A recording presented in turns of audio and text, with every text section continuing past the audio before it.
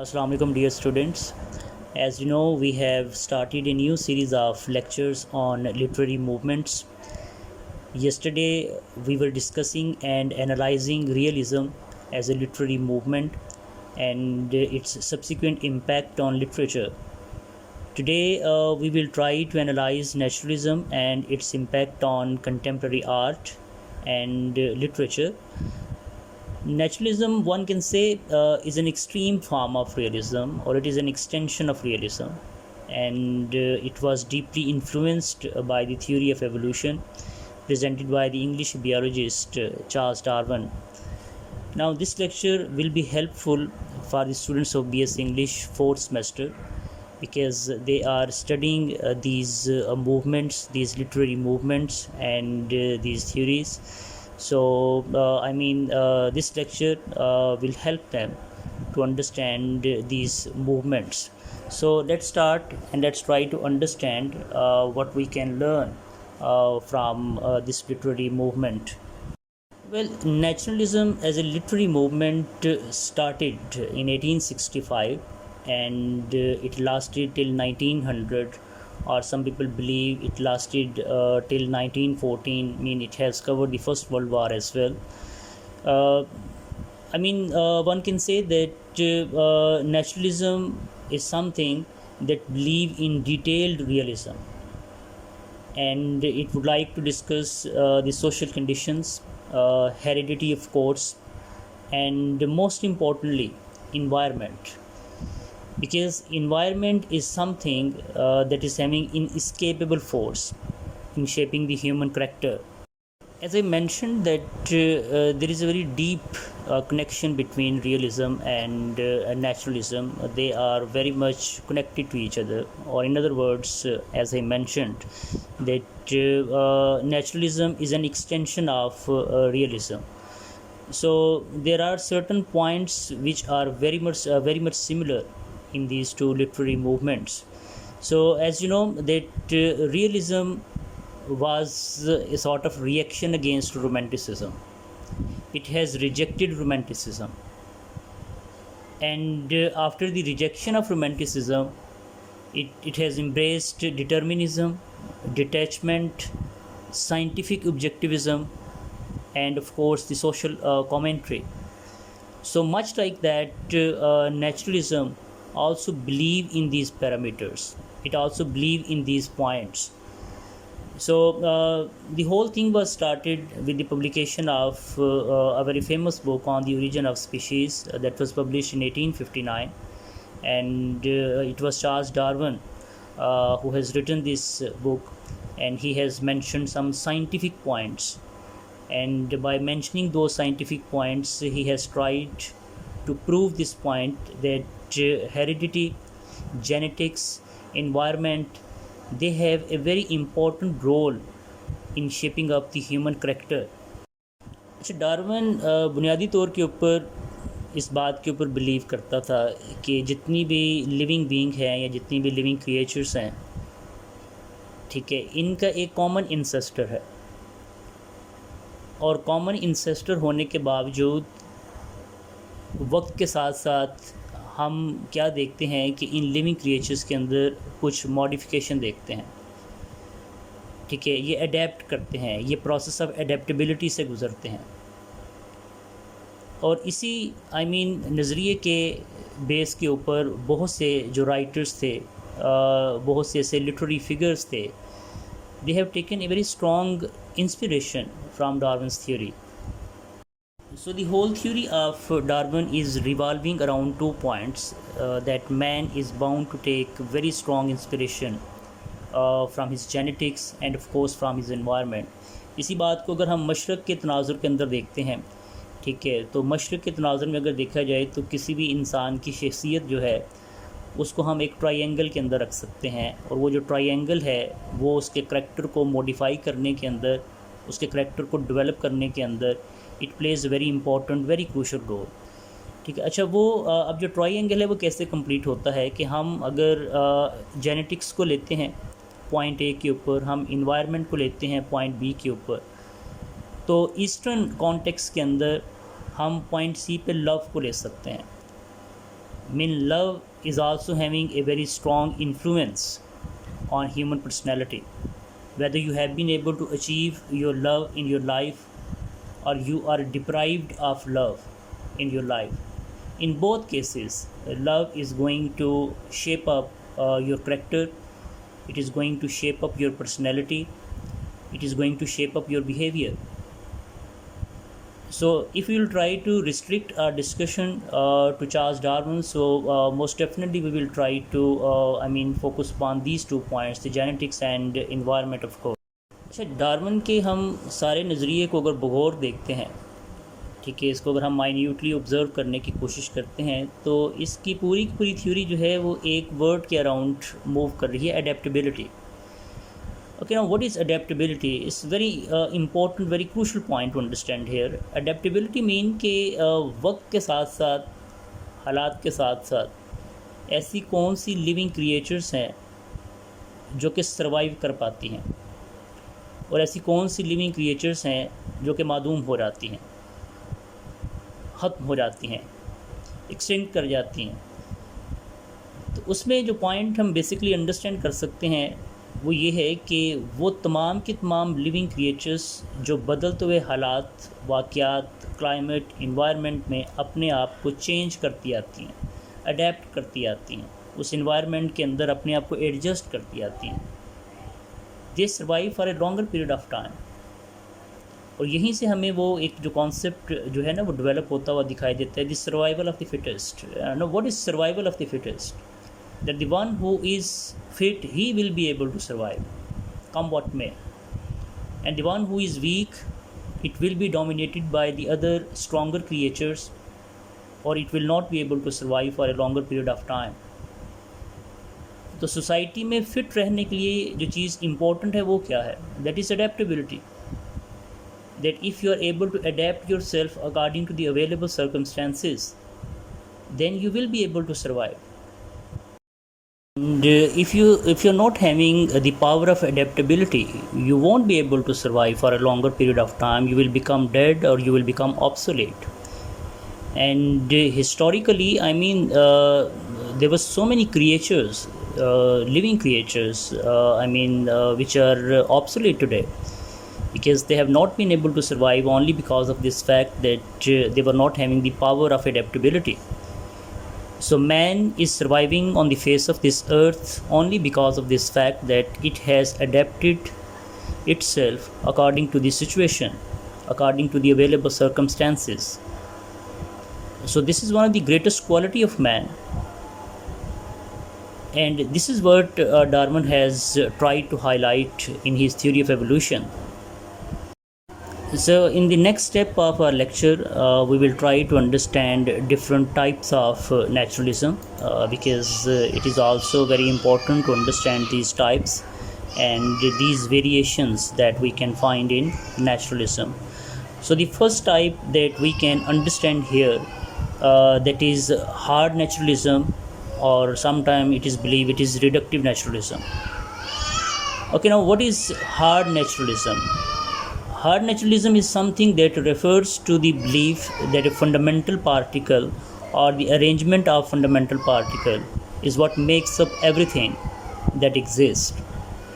It is more, one can say, ontological in its nature because it is having the questions like what is existence or what is the nature of existence. So these type of philosophical questions, that is what we will try to understand in this type of naturalism.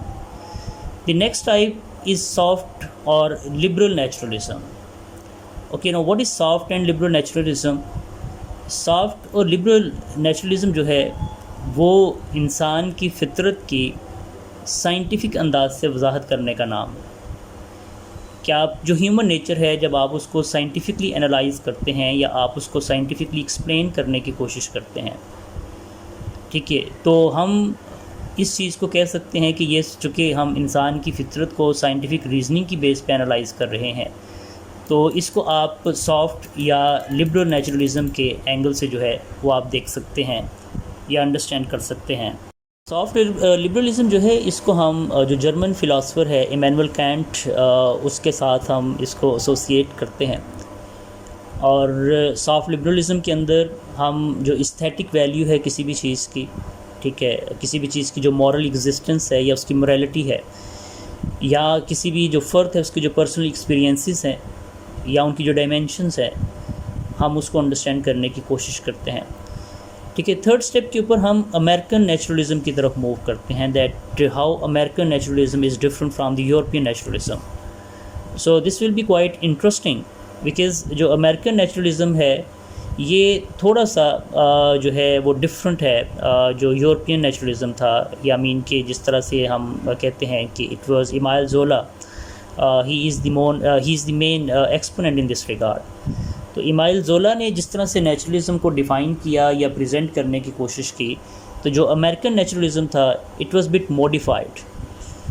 تو American جو naturalism ہے اس کو ہم associate کرتے ہیں Frank نورس کے ساتھ، جو کہ آپ کو پتہ ہے امریکن جرنلسٹ بھی تھا، ٹھیک ہے. اور امریکن نیچرلزم کو انٹروڈیوس کروانا جو ہے یہ اس کے کریڈٹ کے اندر جو ہے وہ جاتا ہے، فرینک نورس کے کریڈٹ کے اندر.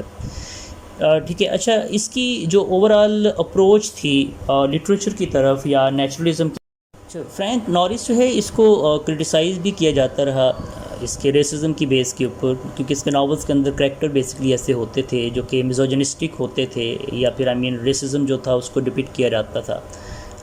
ٹھیک ہے. اور یہ کسی نہ کسی طرح سے سائنٹیفک ریزننگ کی بیس پہ اپنے جو بلیفس تھے ان کو جسٹیفائی بھی کرنے کی کوشش کرتا تھا، یا جو بھی اس کے بلیفس تھے ان کو ڈیفینڈ کرنے کی کوشش کرتا تھا بائی یوزنگ سائنٹیفک ریزننگ اور نیچرلزم اور the parameters of naturalism.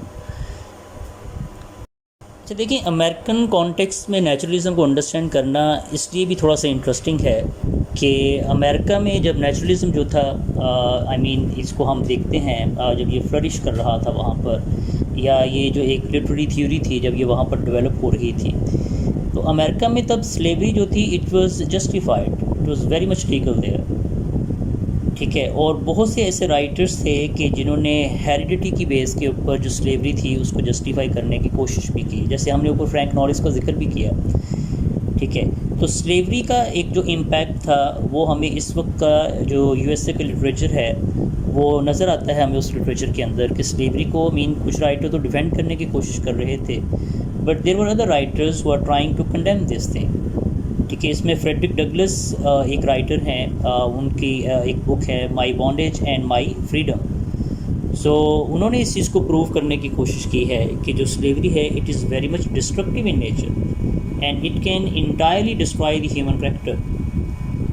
So there were writers in the United States who are divided in their opinion, and some of them they used to believe yes, slavery is justified, they were having their own scientific reasons, and some other were there who are negating this concept and they believe yes, slavery is not justified, and there is no reason to justify slavery because it is always there to destroy the characters of the human beings.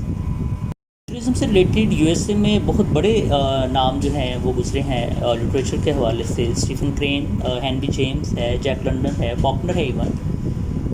تو یہ different writers جو تھے ان کی جو approach تھی naturalism کو لے کر that was different, that was variable. اس کو سب سے بڑا جو ایڈوانٹیج لٹریچر کو ملتا ہے وہ یہ ہے that these various approaches they have brought and they have introduced variety in the American literature. اچھا جی، اس لیکچر میں فردر ہم پروسیڈ کرتے ہیں اور ہم کچھ جو کریکٹرسٹکس ہیں، مین کریکٹرسٹکس ہیں اس حوالے سے، نیچرلزم کے حوالے سے ہم ان کریکٹرسٹک کو اسٹیپ بائی اسٹیپ انڈرسٹینڈ کرتے ہیں یا انالائز کرنے کی کوشش کرتے ہیں. اچھا، اس میں سے جو ایک سب سے امپورٹنٹ کریکٹرسٹک ہے وہ ہے setting. Setting scene is very crucial, very important for the writers who are following the naturalism or the naturalist school of thought. تو جو نیچرلسٹ رائٹرس تھے وہ انوائرمنٹ کو ایک کریکٹر کے طور کے اوپر پریزنٹ کرتے تھے. For them environment was extremely important. تو وہ جو بھی ان کا ڈراما ناول جب سٹارٹ ہو رہا ہوتا تھا تو اس میں جو سیٹنگ سین ہوتا تھا یا جو اس کا بیک ڈراپ ہوتا تھا یا اس کا جو بیک گراؤنڈ ہوتا تھا it was playing a key role because as they strongly believe in this fact that environment is having a very very strong impact on the mind of the character. آپ Thomas Hardy کے novels کو آپ دیکھ لیں کہ اس کے novel کے اندر جو ایگڈن ہیتھ ہے، ٹھیک ہے، ایگڈن ہیتھ جو ہے it is playing a role of a character. اگر آپ ناول اس کا اسٹڈی کرتے ہیں ریٹرن آف دی نیٹو، تو ریٹرن آف دی نیٹو کے اندر ایگڈن ہیتھ جو ہے وہ ایک کریکٹر کے طور کے اوپر آپ کو نظر آتا ہے. آپ ٹیسٹ آف دی ڈربرویلیز کو دیکھ لیں، ٹھیک ہے، اس ناول کے اندر بھی آپ کو جس طرح کا بلیک انوائرمنٹ نظر آتا ہے، جس طرح کا ڈارک انوائرمنٹ آپ کو نظر آتا ہے، that environment will tell you the whole story that what is going to happen in the coming pages. پھر فردر اگر آپ جاتے ہیں جان اسٹینبیک کی بات کرتے ہیں، امریکن رائٹر کی بات کرتے ہیں، اب گریپس آف راتس جو ہے بڑی فیمس بک ہے اس کی، اب اس کی بات کرتے ہیں. So just try to understand the background, the environment, the landscape, the dryness, the dusty condition, the crops, the farmers, the industry, the destruction. So all these things, they are playing a very important role to shape up the mind of the reader, that what he is going to study in the coming pages.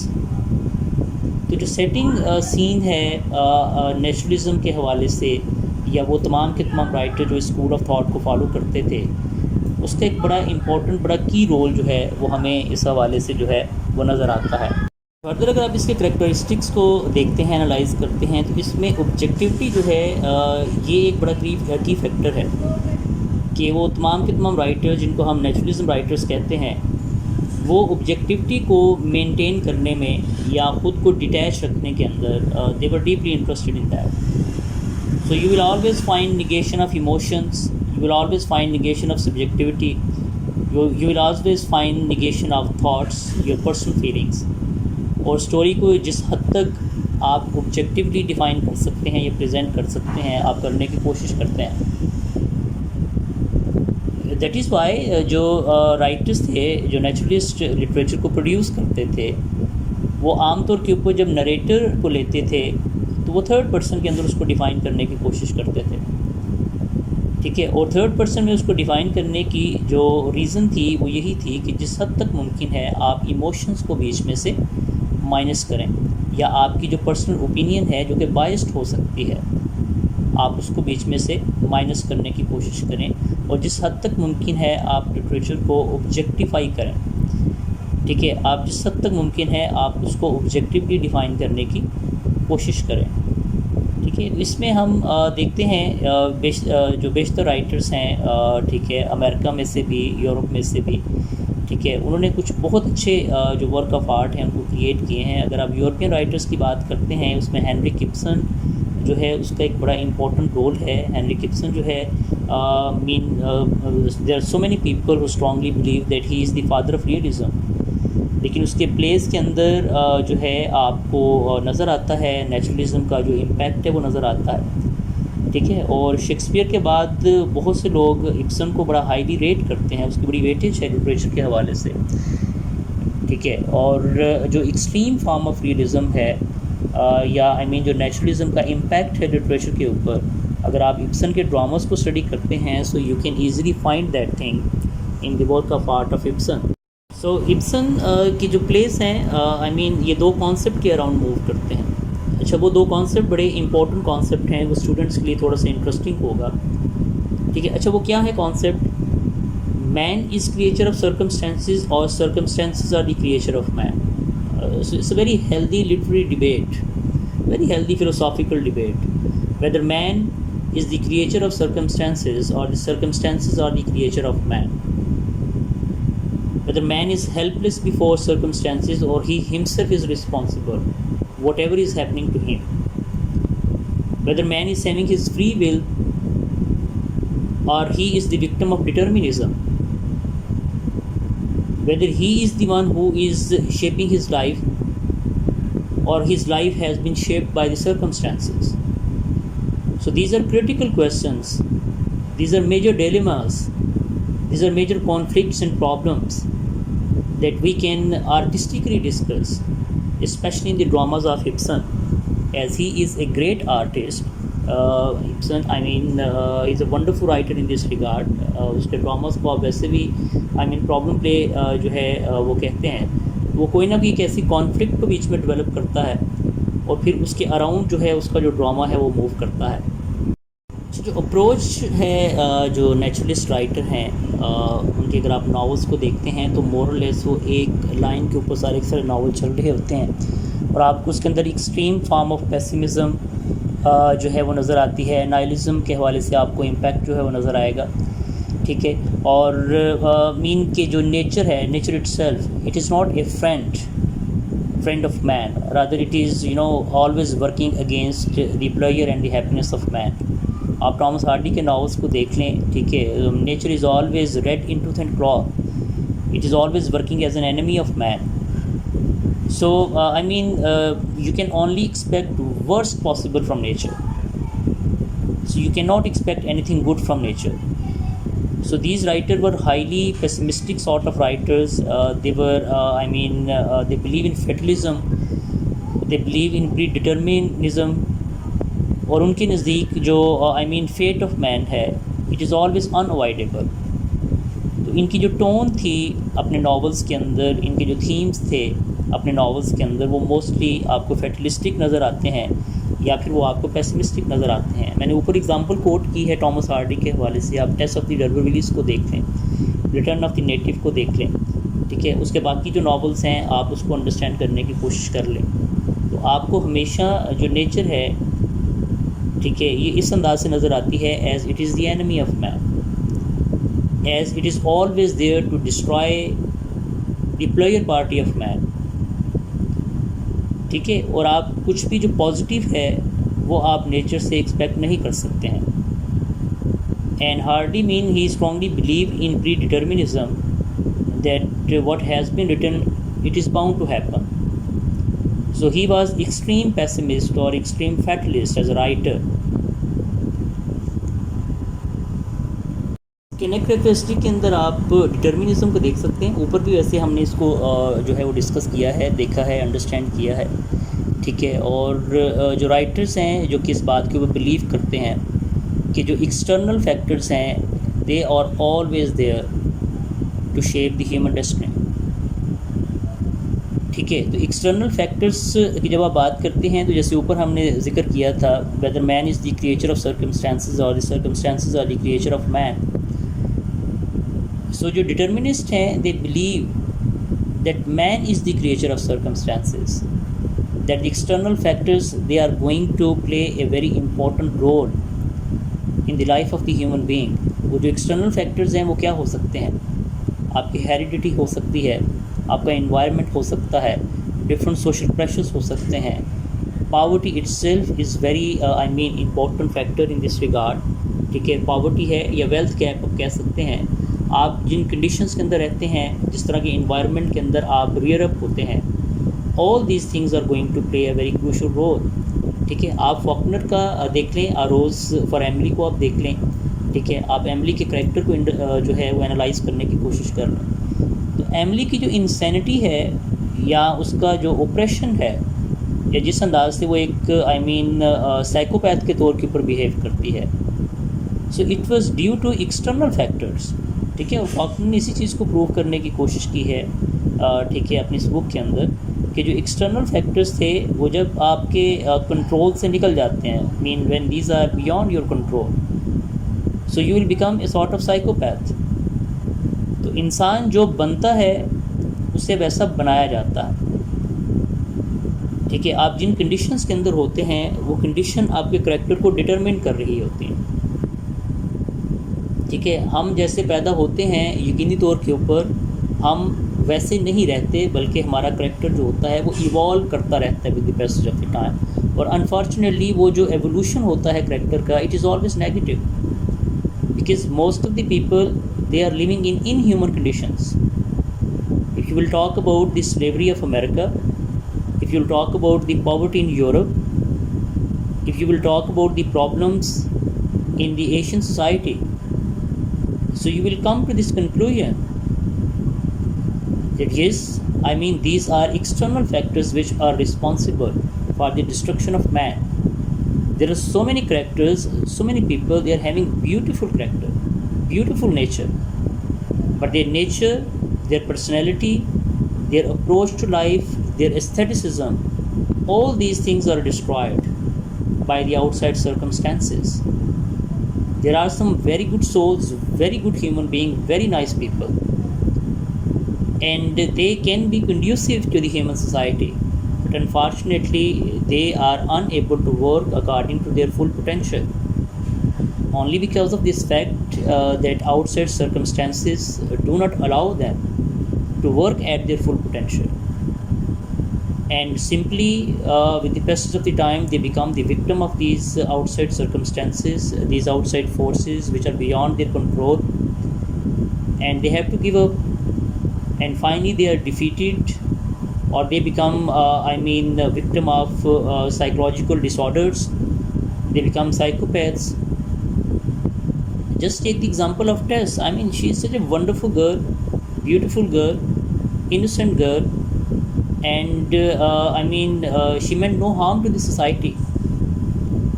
But her character is destroyed, her nature is destroyed by the outside factors like poverty, like accident, like coincidence, like rape. So is the case with Emily. In A Rose for Emily, if you try to analyze this famous character of Wagner, so if she is becoming a psychopath, so it is just because of these outside circumstances. You can take the example of Hedda Gabler. So if Hedda Gabler is a type of psychopath, so there are reasons. And what are those reasons? Of course, means she was becoming the victim of Victorian morality. She was unable to adjust herself in those circumstances.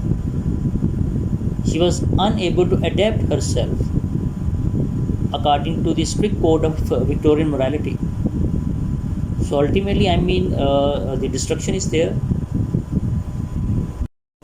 हमने जब realism को हम discuss कर रहे थे अपने first lecture के अंदर, so I was trying to emphasize on one single point, that social milieu is always very important to understand. और कल भी मैं जिक्र कर रहा था इस चीज़ के हवाले से, that I always encourage my students to study about the social milieu. Whenever you want to study any piece of art, any work of art, the first thing that you should do, something that is doctor's order, that you must try to understand the social milieu of that time. Because the circumstances, the economic conditions, the political condition, the religious beliefs, they are always having a very very important role on the minds of the human beings. तो हम अगर इस as के अंदर जब naturalism जो था ये डोमिनेट कर रहा था लिटरेचर को, हम अगर इस एज को देखते हैं, एनालाइज करते हैं, तो इस एज के अंदर आपको इकोनॉमिक कंडीशन जो होती हैं वो काफ़ी डिटीरियोरेट नज़र आती हैं. जैसे स्लेवरी का ऊपर हम जिक्र कर रहे हैं, ठीक है. और सोसाइटी ये है कि with the rise of industry, society जो थी it was becoming much more complex. Urbanisation एक बहुत बड़ा इशू था. तो जो एक कॉम्प्लेक्स सोसाइटी होती है वो कॉम्प्लेक्स इश्यूज़ को पैदा करती है, और उस कॉम्प्लेक्स सोसाइटी के अंदर the simple people they are always unable to adjust themselves. और यही बेसिक प्रॉब्लम है अगर आप इसको नेचुरलिज्म के हवाले से देखते हैं, कि वो तमाम के तमाम जो करेक्टर्स हैं वो are unable to adapt themselves. ये जिनके अंदर अडेप्टेबिलिटी की कैपेसिटी नहीं होती है, they are bound to struggle. और ये एक ऐसी चीज़ है कि जिसको आप डेवलप भी नहीं कर सकते ना. आप कोशिश करके कि अगर आप कहें कि मेरे अंदर जो पावर ऑफ अडेप्टेबिलिटी है ये डेवलप हो जाए, तो I think this is something which is closely connected to your genetics. Some people are born with a very strong ability of adaptability, and they can easily adapt to any sort of condition. And some people lack in that. They are not having that capacity to adapt themselves according to the available circumstances. And such people, they are bound to meet their doom. ठीक है. बार बार reference दे रहा हूँ test के हवाले से, because it's a classical example in this regard, कि आप test और टेस्ट की मदर को देख लें. Her mother was rough, rugged, course type of female, and she has adapted herself according to the circumstances, so her life was much more peaceful. ठीक है. Tess was very sensitive, very reasonable. She understands the philosophy of life. She thinks a lot. She's having her own beliefs, and that is why she was unable to adapt herself in that cosmic order of that time. ٹھیک ہے. اب اس پہ ہم نے کافی debate کر لی. اور بھی بات یقینی طور پر ہو سکتی ہے. مجھے اسٹوڈنٹس کے کویسچنس کا انتظار رہے گا کہ آپ اس حوالے سے کیا کویسچن پوچھتے ہیں اور ہم کامنٹ باکس کے اندر اس حوالے سے کیا ڈبیٹ کر سکتے ہیں. ٹھیک ہے. یا آپ کلاس کے بعد بھی آپ اس ڈسکشن کو جو ہے وہ کر سکتے ہیں, کیری کر سکتے ہیں. باقی فردر ہم اس کو اب ریپ اپ کرنے کی طرف جاتے ہیں اور دیکھتے ہیں کہ کچھ میجر جو آتھرس تھے جو basically natural school of thought سے بلانگ کرتے تھے, یا ان کے جو میجر ورک آف آرٹ تھے وہ کون سے ہو سکتے ہیں. So this will add something to your knowledge. ٹھیک ہے. اور آپ کو ایگزام کے اندر بھی یہ چیز ہیلپ آؤٹ کرنے میں مدد دے گا کہ اگر آپ اس کے جو میجر رائٹرس ہیں آپ ان کو فائنڈ آؤٹ کر لیتے ہیں. So I mean top of the list is of course Emile Zola, the French writer, because he is suppose to be the father of naturalism. It was he who has started naturalism in literature. ٹھیک ہے. اور دوسرا یہ کہ کل بھی بات ہو رہی تھی, every thing is moving towards France. آپ جب بھی اس طرح کی ایکٹیویٹی دیکھتے ہیں 18 سینچری کے اندر, 19 سینچری کے اندر جتنی بھی لٹریری موومنٹس ہیں, ان کی جو برتھ پلیس ہے یا ان کا جو سینٹر آف گریوٹی ہے, that is France. So Emile Zola is once again a French writer. ٹھیک ہے. اور his famous novel Nana that was publish in 1880. It is supposed to be a key literary work in this regard. Then if we talk about the American writers, there is Frank Norris. He is another very important writer. ٹھیک ہے. اور Jack London کا ذکر پیچھے ہوا ہے. ٹھیک ہے. اس کے علاوہ آپ اسٹینبیک کا ذکر کر سکتے ہیں, آپ فلاورٹ کا ذکر کر سکتے ہیں, گاسٹاف فلاورٹ کا ذکر کر سکتے ہیں, ہینری جیمس ہے, ولیم فاکنر ہے. So these are great writers. Ibsen کا ذکر ہم اوپر کر رہے ہیں. تو Ibsen is very important writer in this regard. ٹھیک ہے. آپ وکٹورین موریلٹی کے اینگل سے اس کو آپ انڈرسٹینڈ کر لیں, آپ نیچرلزم کے حوالے سے آپ اس کو انڈرسٹینڈ کر لیں. Then of course the Russian writer Anton Chekhov. آپ چیخوف کے ناولس کو آپ دیکھ لیں. ٹھیک ہے. اس کے ڈراماز کو آپ دیکھ لیں, تو آپ کو جو ہے وہ نیچرلزم کا جو امپیکٹ ہے وہ نظر آئے. چیری آرچرڈ کو آپ اسٹڈی کر کے دیکھیں. ٹھیک ہے. So you will find these elements of naturalism in his drama. So he is very important writer when we talk about the Russian literature. تو ہم نے دیکھیں کتنا کور کرنے کی کوشش کی ہے رائٹرس کو, یورپ سے, ایشیا سے, ٹھیک ہے, امریکہ سے آف کورس.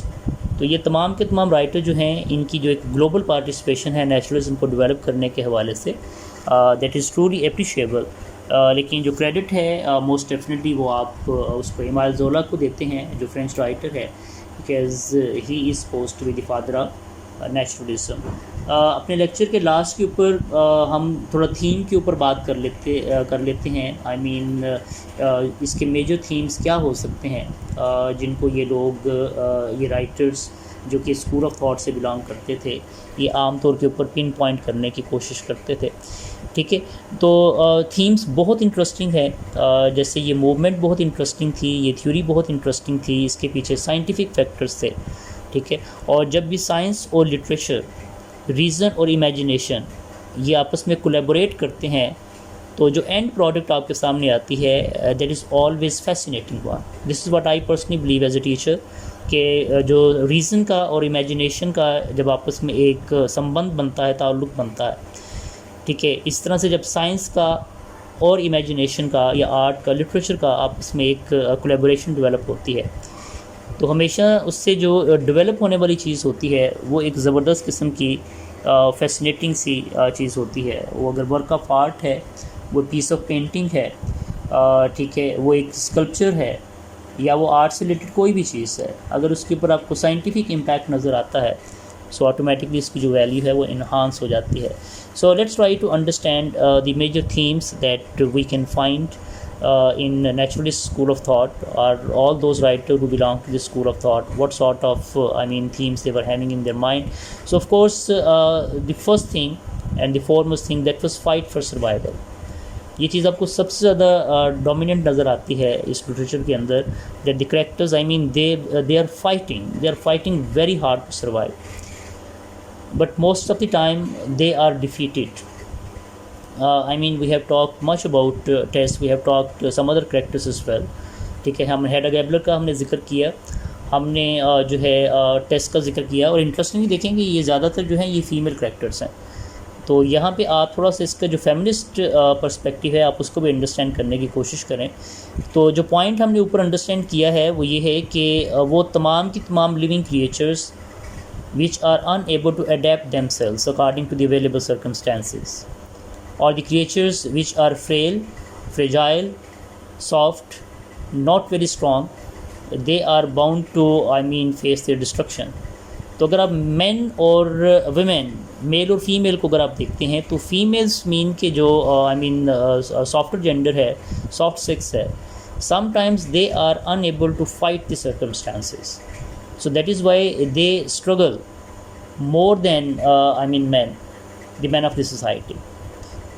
लेकिन यहाँ पर आप देखें जिन करेक्टर्स का हम जिक्र कर रहे हैं, टेस है, she is fighting very hard for her survival, she wants to do something for her own family, but in that process she was unable to survive, and ultimately हम उसकी डिस्ट्रक्शन को देख सकते हैं.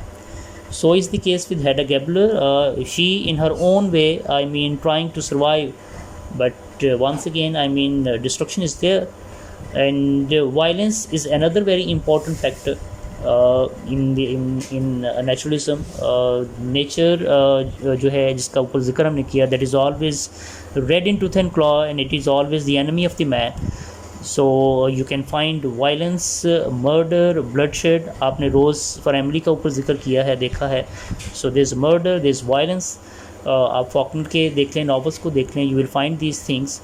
Then greed, of course, that is another very important factor. It is related to the human nature.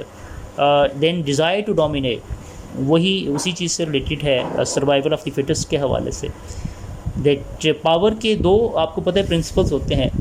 एक power का principle ये है to assert your own power, to tell the people yes you are powerful. और दूसरा जो factor है वो इससे भी ज़्यादा इम्पॉर्टेंट है, और वो फैक्टर क्या है? to tell the people that they are weak, to make people understand about their weaknesses. तो जहाँ आप अपनी पावर के मुतल्लिक असर्ट करते हैं वहाँ पर आप दूसरों की वीकनेस को भी हाईलाइट करते हैं. So this is one of the greatest principle of power. तो ये जो एक डिज़ायर टू डोमिनेट होती है, ये जो डिज़ायर टू रूल है, ये एक फंडामेंटल इंस्टिंक्ट है इंसान के अंदर. ये जितनी भी जानदार चीज़ें हैं, ठीक है, आप एनिमल वर्ल्ड को आप एनालाइज करके देख लें, ठीक है, और माइट इज़ राइट है, जंगल का कानून ही बेसिकली ये है, might is right. The one that is powerful, that is going to survive, that is going to dominate, that is going to control the proceedings. इसी तरह से आप ह्यूमन सोसाइटी के स्ट्रक्चर को देख सकते हैं, सोशल स्ट्रक्चर को आप देख लें, ठीक है, आप पावर पॉलिटिक्स को देख लें. Simply powerful people are they are controlling everything, and common man is always there to serve them. He is at the beck and call of the powerful people. People who are at the helm of affairs, they are controlling the whole proceeding. They are controlling the state business, they are controlling the economy. And the common people, the middle class, low middle class, poor people, laborers, they are simply working for the benefit of this elite class, the ruling class. And then, we will talk about some religious aspect. ठीक है, और इस सारी की सारी condition के अंदर हमें जो एक हायर बीइंग है in the shape of God, it seems to be quite indifferent, it seems to be reticent, it is not having any interest in the problems of the human being. तो Hardy लिखता है उसके अंदर, Tess के अंदर उसकी बड़ी famous line है, and the president of immortal has ended his sport with Tess. So who is the president of immortal? That higher being, that reticent being who has nothing to do with the problem of the people. So the people are depending upon people, people are being destroyed by people, and no one is there to help these people. So this is a type of pessimistic approach towards religion, and they are having their own reason to defend this concept, because God is nowhere in the problems of the human being. तो Hardy के अंदर तो हमें complete negation of higher being जो है वो नज़र आती है, ठीक है। इस तरह से और बहुत से राइटर्स जो कि इस एज से बिलोंग करते थे, जो कि नेचुरलिस्ट स्कूल ऑफ थॉट से बिलोंग करते थे, as they believe in the scientific reason, they believe in the natural reasons behind the destruction or behind the domination of man.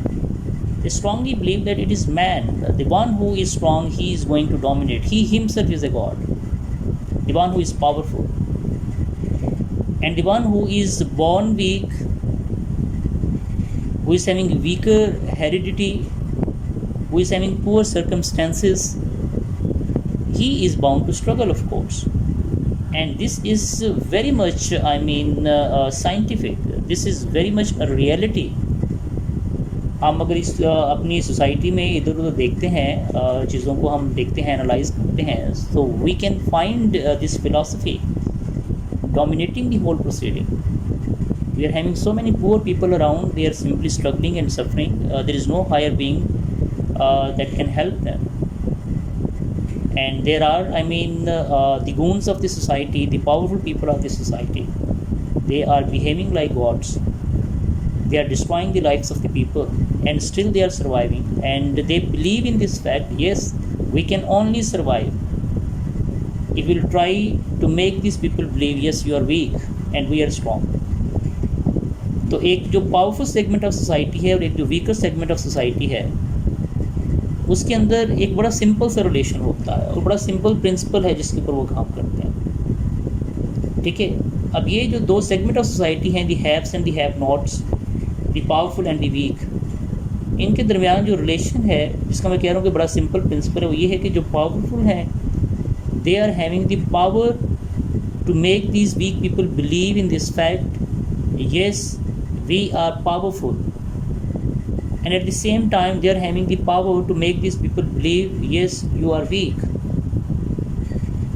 So in other words, this is a war of narrative, and in this war of narrative, the strong people are always there to build their own narrative. They are having very strong machine of propaganda.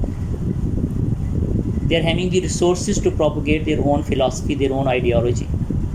They control the religion, they control the society, they control the economy of the country, they control the politics of the country, they control the lives of the people, the desires of the people.